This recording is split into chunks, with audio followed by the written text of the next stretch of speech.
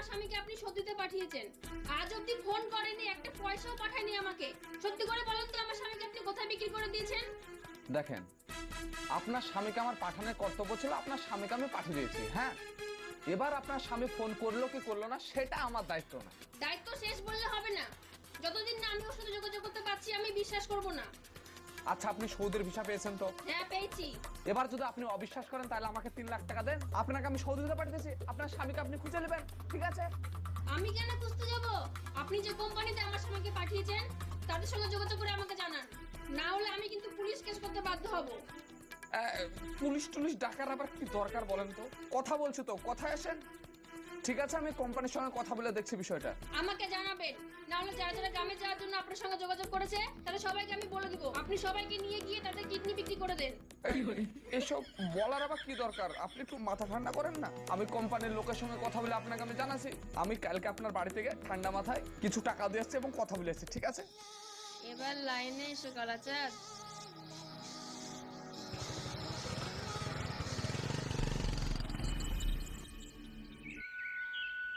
দিয়ে ওই বিলের মাছটা ধরতে গেছিলেন?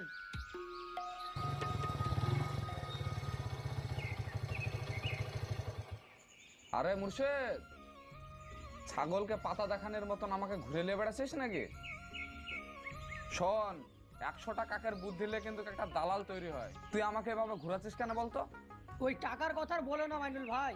আরে যে জমিটা বেচে আমি তোমাকে টাকা দেবো, ওই দালালি এখন পর্যন্ত আব্বা ম্যানেজ করতে পারেনি, জানো? ওই জন্য তোমার টাকাটা আমি দিতে পারছি না। আরে তোর পাসপোর্ট অফিস থেকে পুলিশ ভেরিফিকেশন পর্যন্ত আমি সমস্ত টাকা খরচ করলাম, আর তুই এই ধরনের কথা বলছিস? তুই যেতে পারবি না আমাকে বলে দে, তোর জায়গায় আমি অন্যজনকে পাঠাচ্ছি। না না মাইনুল ভাই, তুমি এরকম করো না। তুমি আমাকে 1 সপ্তাহ টাইম দাও, আমি যেভাবেই হোক তোমার টাকা আমি ম্যানেজ করে দিয়ে দেবো, কিন্তু আমার জায়গায় অন্য কাউকে পাঠায়ও না ভাই। শোন, ঘুমে ঘুমে স্বপ্ন দেখলে ওটা জীবনে পূরণ করতে পারবে না।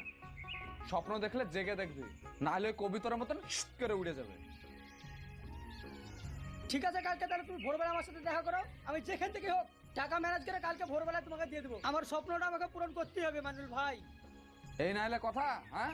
জেদ না থাকলে জীবনে কিছু করতে পারবি না। হ্যাঁ, জেদি দরকার উন্নতি করার জন্য। তাহলে আমি কালকে সকালে একবারে চলে এসেছি। ঠিক আছে, তুমি ভোরবেলাতেই চলে এসো, আমি ঘুম থেকে উঠে আগে তোমার টাকা আমি দিয়ে দেবো। তাহলে তো ভালো কথা হয়ে গেল, মনে থাকে যাবে। আচ্ছা ঠিক আছে। ঘুরাবি না এবার? না না, আর ঘুরাবো না।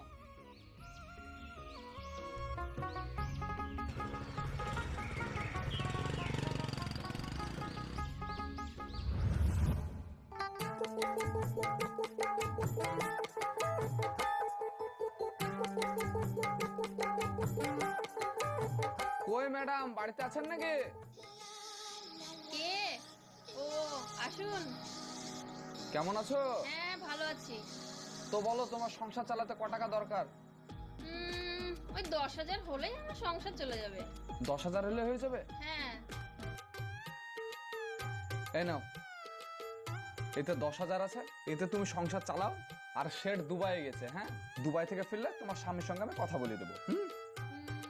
এই 10,000 টাকাটা তো আমার সংসার চালাতেই ফুরিয়ে যাবে, তাহলে মেকআপ লিপস্টিক কিনবো কি করে? আরে আমি আছি।